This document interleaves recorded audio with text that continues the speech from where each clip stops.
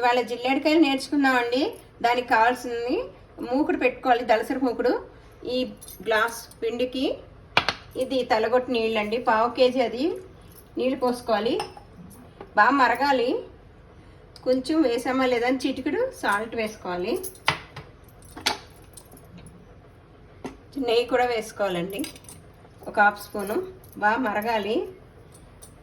జిల్లేడికాయలు బాగుంటాయండి. బియ్య పిండితో ఉండ కట్టకుండా మరిగాక సిమ్లో పెట్టుకుని బాగా కలుపుకోవాలి.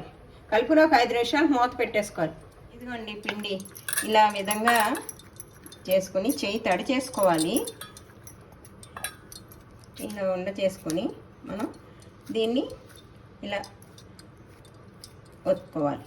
చపాతీ చేత్తోటే చెయ్యాలండి. ఈ విధంగా ఈ కొబ్బరి లౌజు దీంట్లో పెట్టాలి. ఈ షేప్లో చేసుకోవాలి. కొబ్బరి లౌజు కూడా ఉండలు ముందుగాను. కొబ్బరి లౌజు ఎలా చేయాలో ముందు వీడియోలో చూపించానండి. దానికంటే ముందుగానే కొంచెం ఎక్కువ రాకూడదు. ఇలా ఉండంగానే తీసేసుకోవాలి. ఎక్కువ ముదురు పాకొని రాకూడదు కొబ్బరిది. ఇలా కవర్ చేసేసుకోవాలి అంతే.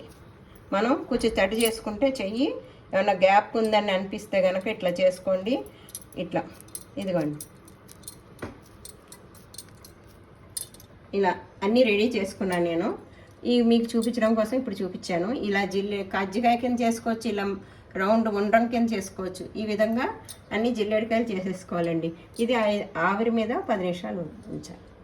ఇదిగోండి ఆవిరి మీద ఉడికాక ఈ విధంగా వస్తాయి. ఇలా పెట్టుకుని గణేష్ నైవేద్యం పెట్టుకోవడమేనండి. మీ అందరికీ వినాయక చవితి శుభాకాంక్షలండి.